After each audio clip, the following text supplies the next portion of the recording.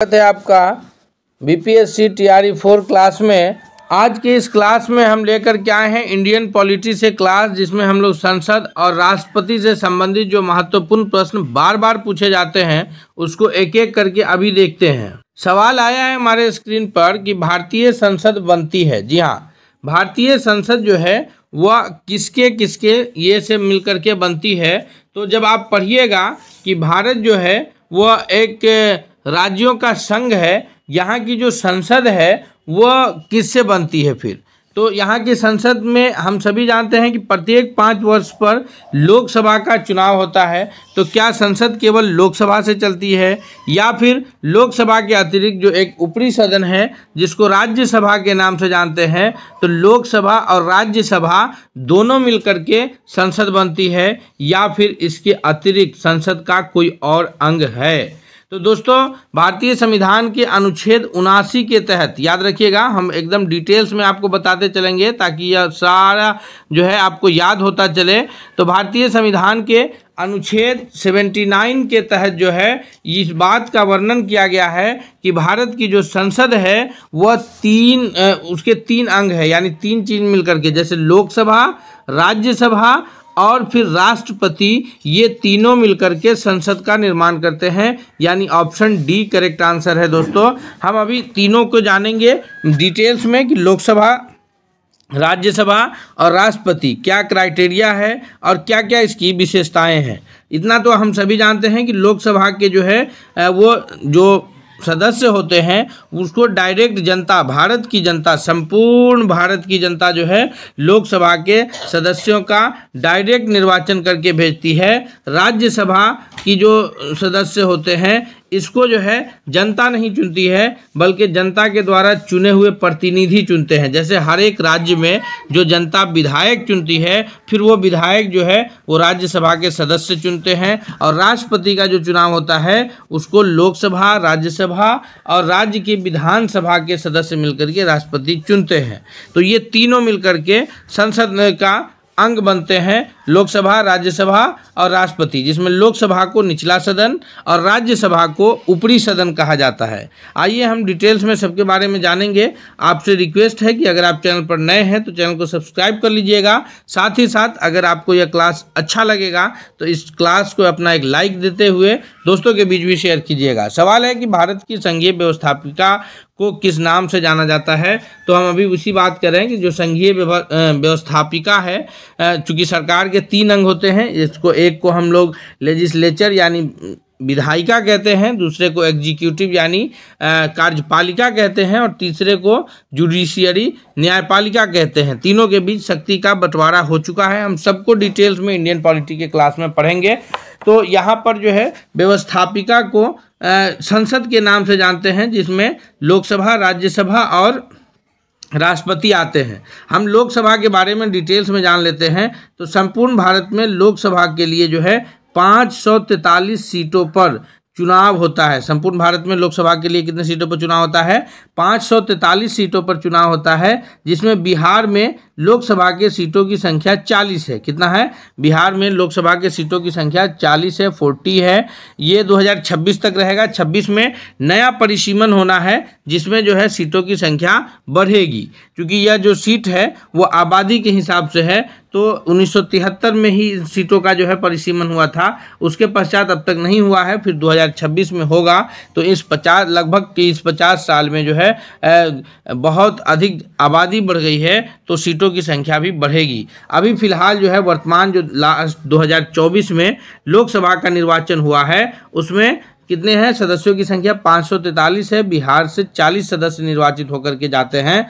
लोकसभा का कार्यकाल 5 वर्ष का होता है। प्रत्येक 5 वर्ष पर जो है लोकसभा का पुनः चुनाव होता है और भारत की एक एक जनता जिसकी उम्र 18 वर्ष है वो जो है लोकसभा के सदस्यों को अपना मताधिकार करके अपने सदस्य चुनते हैं।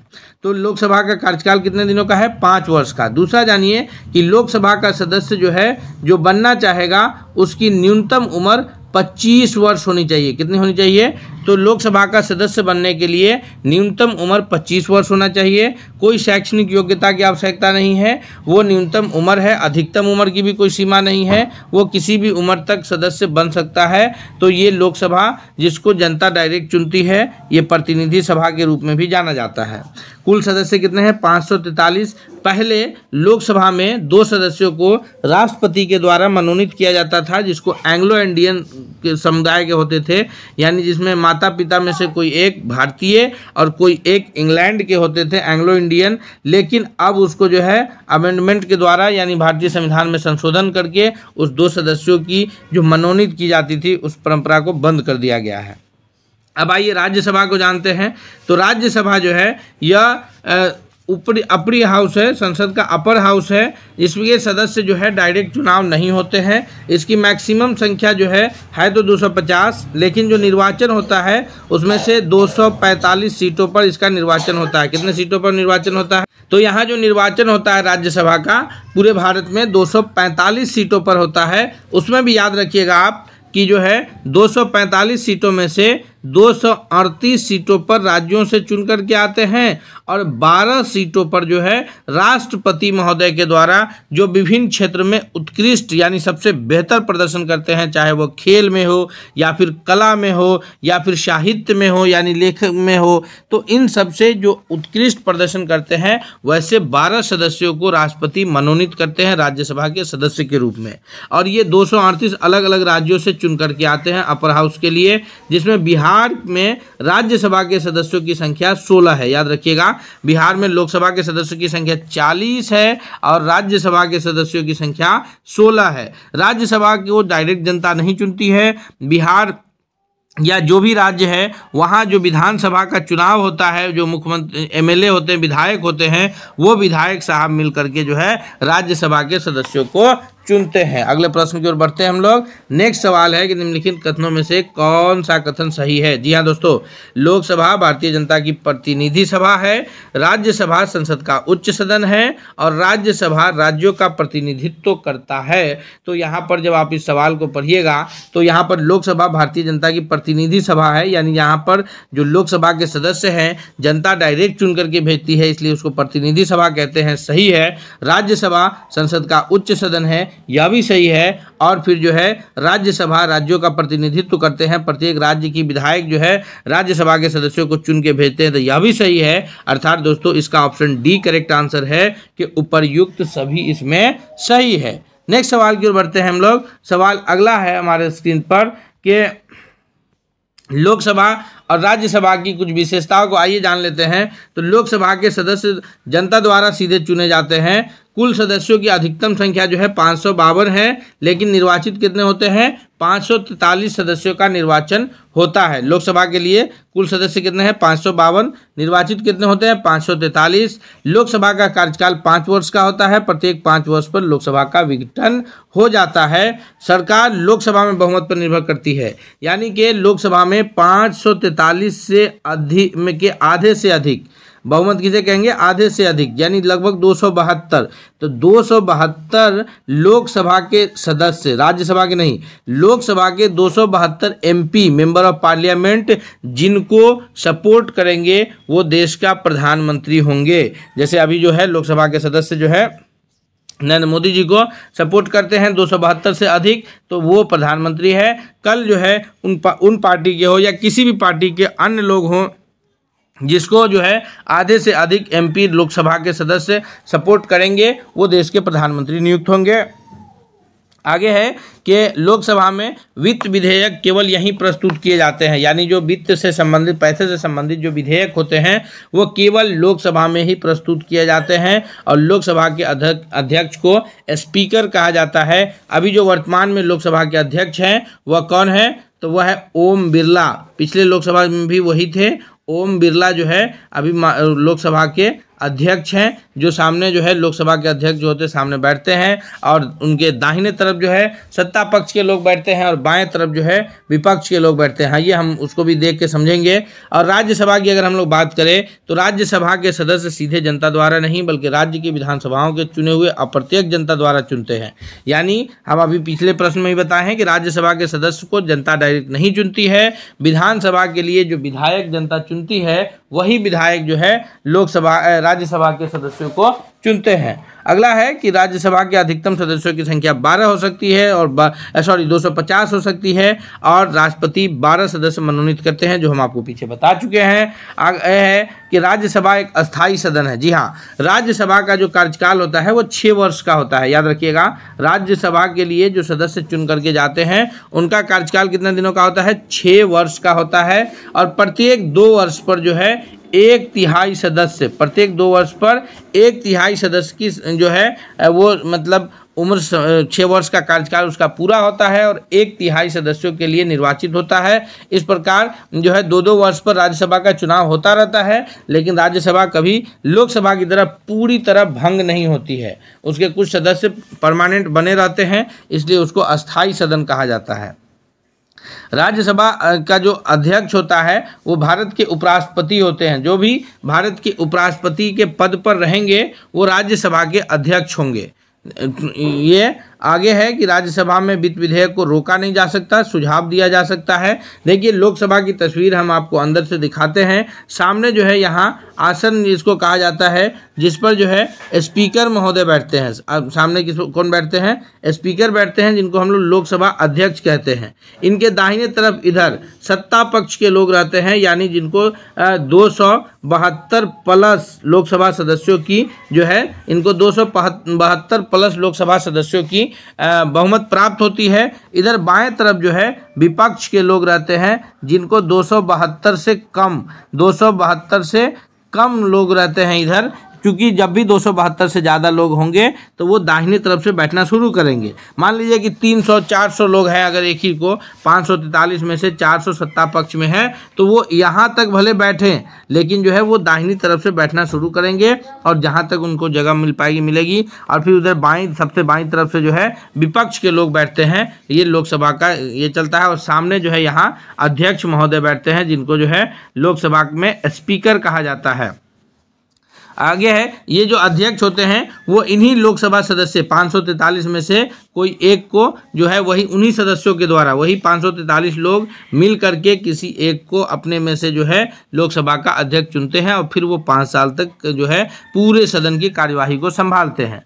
अगला है, ये राज्यसभा की तस्वीर है अंदर की, जहाँ पर यहाँ सामने जो है आपको राज्यसभा में कौन बैठते हैं? तो यहाँ सामने जो है राज्यसभा के जो देश के उपराष्ट्रपति होते हैं, जो राज्यसभा के सभापति होते हैं, वो बैठते हैं। उनकी गैर मौजूदगी में जो है उपसभापति बैठते हैं। लोकसभा में भी अध्यक्ष की गैर मौजूदगी में कोई उपाध्यक्ष या अन्य सदस्य बैठते हैं।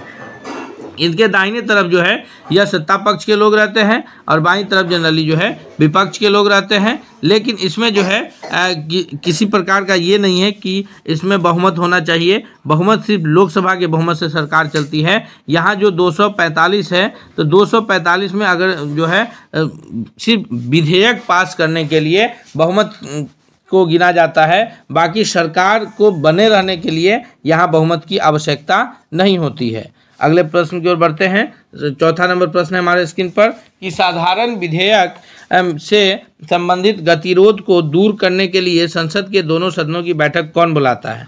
तो अगर कोई कभी ऐसा सिचुएशंस आता है कि किसी बात को लेकर के मतभेद की स्थिति उत्पन्न हो जाती है, तो संसद के लोकसभा और राज्यसभा के बीच, चाहे वो सत्ता पक्ष के सदस्य ही क्यों ना हो, आपस में ही कभी कभी दोनों सदन में जो है किसी भी विधेयक को लेकर के आपस में कोई गतिरोध हो जाता है, किसी प्रकार के प्रॉब्लम्स होते हैं, तो वहाँ पर उसको सुलझाने के लिए राष्ट्रपति महोदय के द्वारा जो है संयुक्त बैठक बुलाया जाता है और उस संयुक्त बैठक की जो अध्यक्षता होती है वो लोकसभा अध्यक्ष करते हैं, वो संचालन जो है।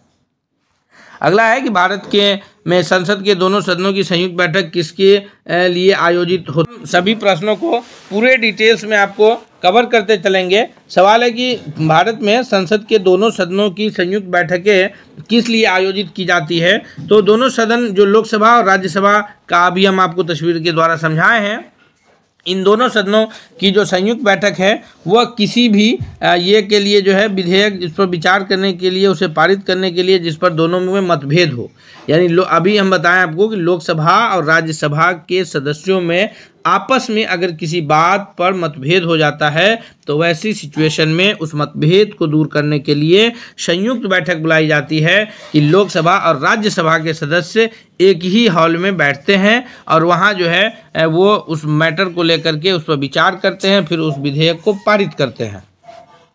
सवाल अगला है कि संसद के संयुक्त अधिवेशन में विधेयक पारित हो सकता है। अगर संसद का संयुक्त अधिवेशन है यानी लोकसभा और राज्यसभा दोनों सदन एक साथ चल रहा है तो वहाँ पर किस प्रकार का विधेयक पारित हो सकता है।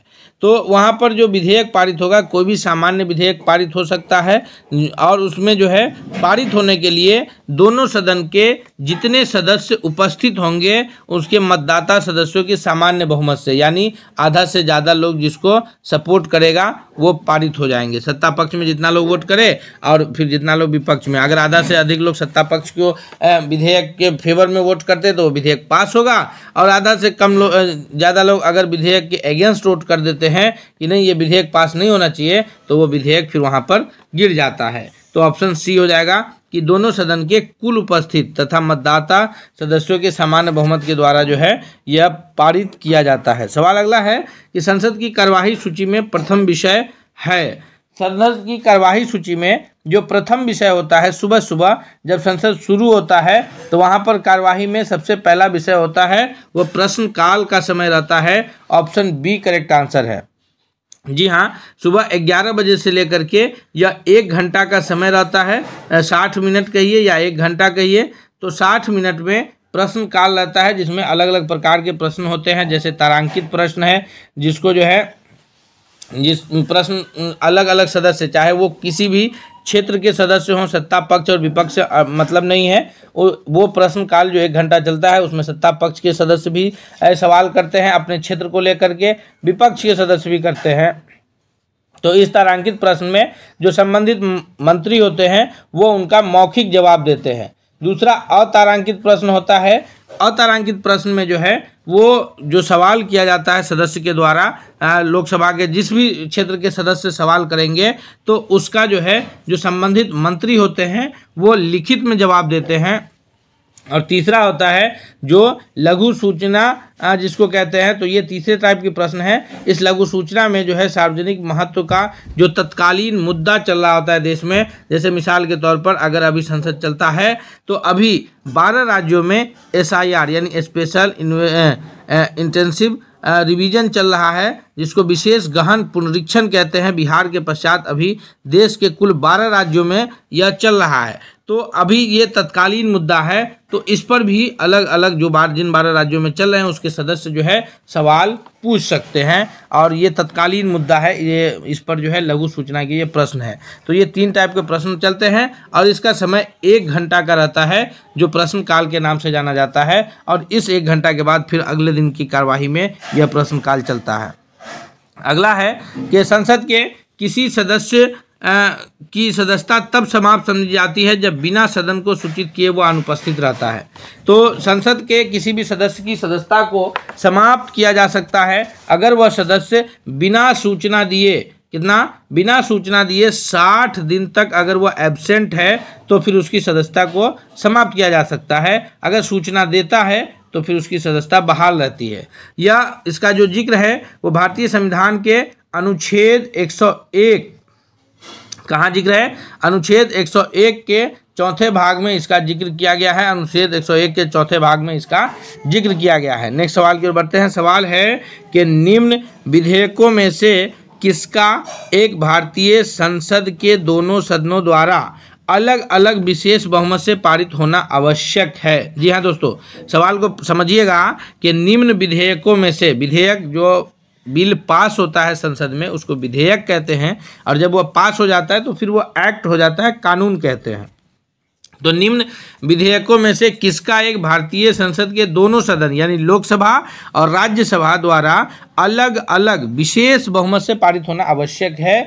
तो यहाँ पर है संविधान संशोधन विधेयक। अगर हम लोग संविधान के संशोधन की बात होगी, संविधान संशोधन विधेयक का जो जिक्र है वो भारतीय संविधान के अनुच्छेद 368 यानी 368 के तहत जो है यह लोकसभा को अधिकार प्राप्त है कि वह संविधान के मूल ढांचा को छोड़कर संविधान के किसी भी हिस्से में जो है संशोधन कर सकते हैं, लेकिन संविधान के मूल ढांचा को नहीं मतलब बर्बाद कर सकते।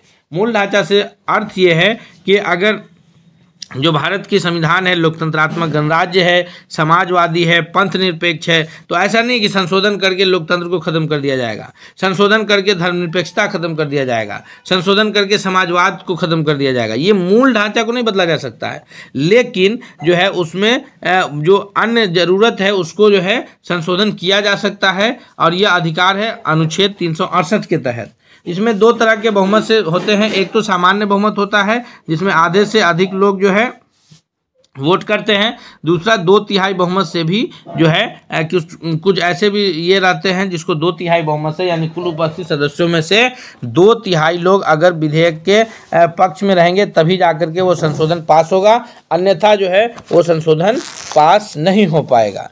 अगले सवाल की ओर बढ़ते हैं। सवाल है कि अस्थायी संसद भारत में कब तक अस्तित्व में रही? जी हाँ, हमारा देश जो है 1947 में स्वतंत्र हुआ।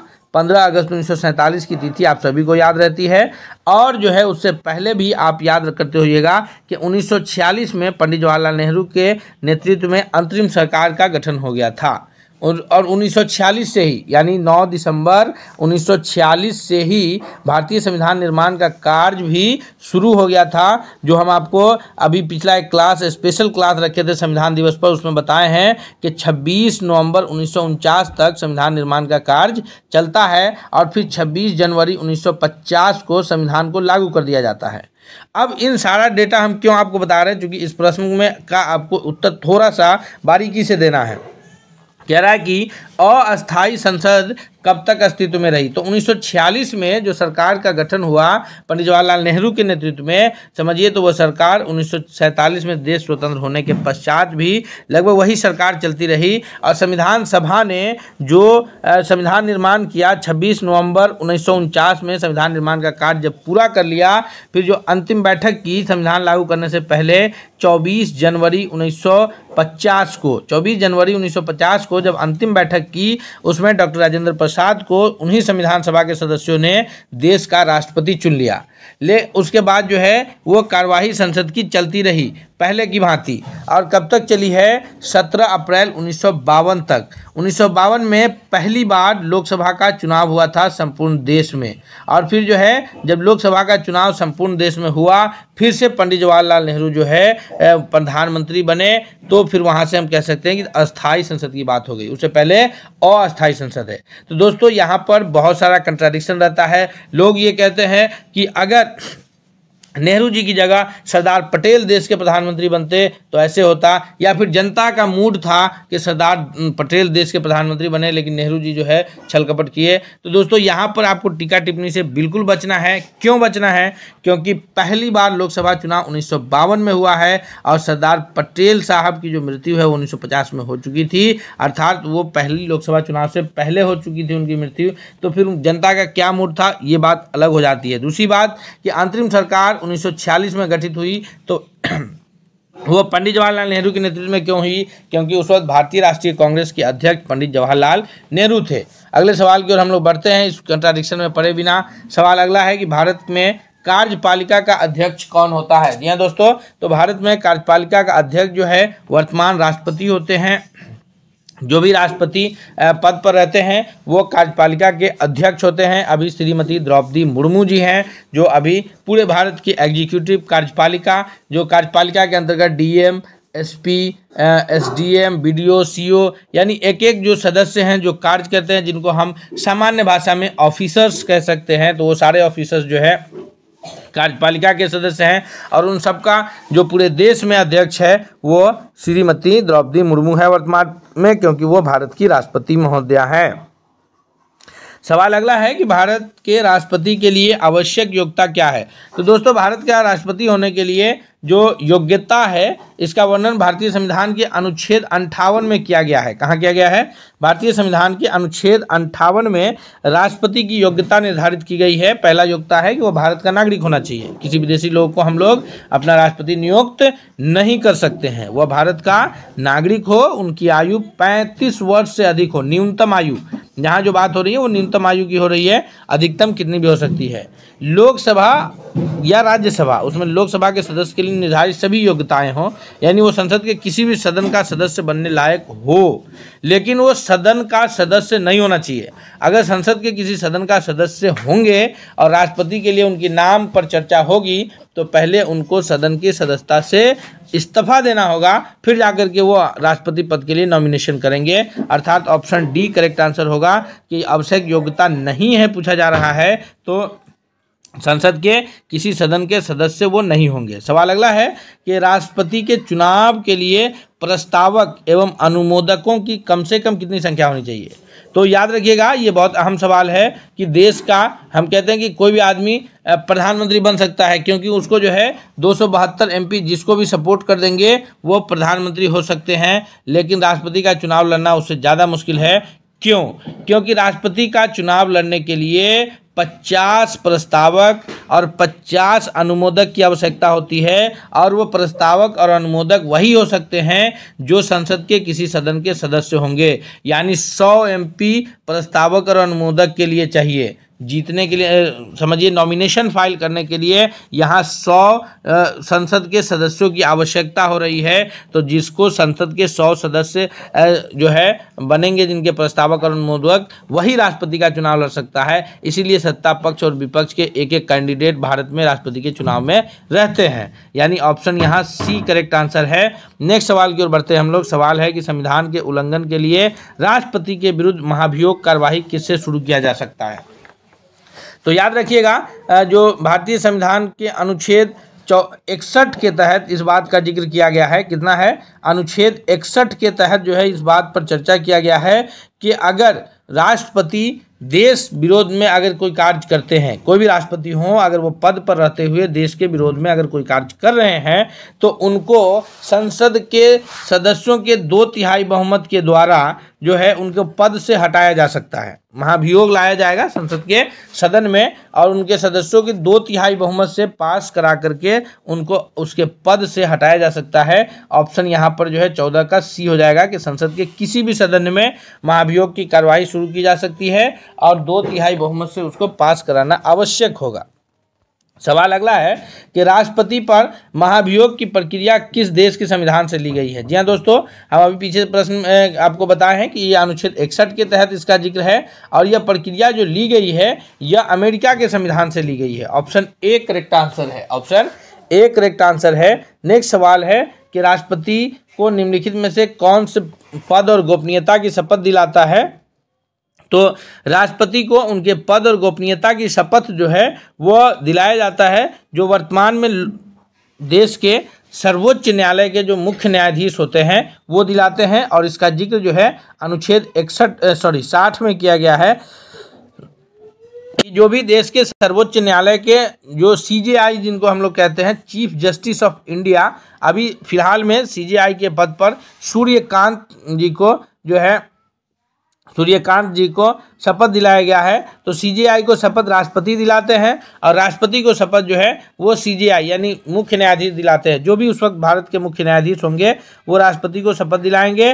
और अगर वो नहीं हैं तो जो सर्वोच्च न्यायालय के सबसे जो प्रधान न्यायाधीश होते हैं, अगर CJI भी भारत में नहीं है तो जो उस वक्त सबसे जो सीनियर जज होंगे वो राष्ट्रपति को जो है अपना ये दिलाएंगे। अगले सवाल की ओर बढ़ते हैं। सवाल है कि यदि राष्ट्रपति और उपराष्ट्रपति दोनों देश के बाहर हों तो उस स्थिति में देश का कार्यभार कौन चलाएंगे। तो इसका जो जिक्र है दोस्तों भारतीय संविधान के अनुच्छेद 70 में किया गया है कि यदि किसी कारणवश राष्ट्रपति और उपराष्ट्रपति दोनों देश से बाहर हैं तो वैसी सिचुएशन में जो सर्वोच्च न्यायालय के मुख्य न्यायाधीश होते हैं वो कार्यवाहक राष्ट्रपति के रूप में जो है वो स्थिति को देखते हैं। कार्यभार जो है वो सर्वोच्च न्यायालय के मुख्य न्यायाधीश के पास रहता है। और ऐसा सिचुएशन है कि तीनों नहीं है तो वहाँ पर भी वही सिस्टम लागू होता है कि जो सर्वोच्च न्यायालय के सबसे सीनियर जज होंगे वो कार्यवाही को देखेंगे कार्यपालक राष्ट्रपति के रूप में।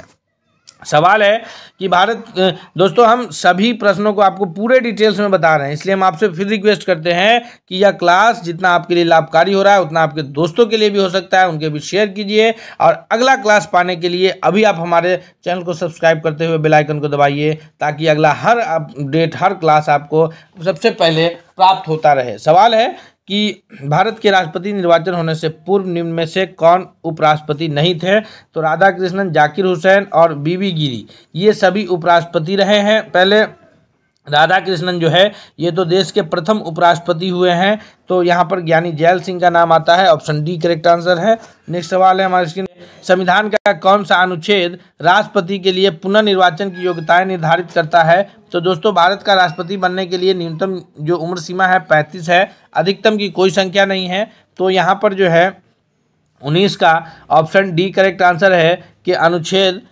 57 के तहत जो है राष्ट्रपति के लिए पुनः निर्वाचन की योग्यताओं को निर्धारित करता है अनुच्छेद 57।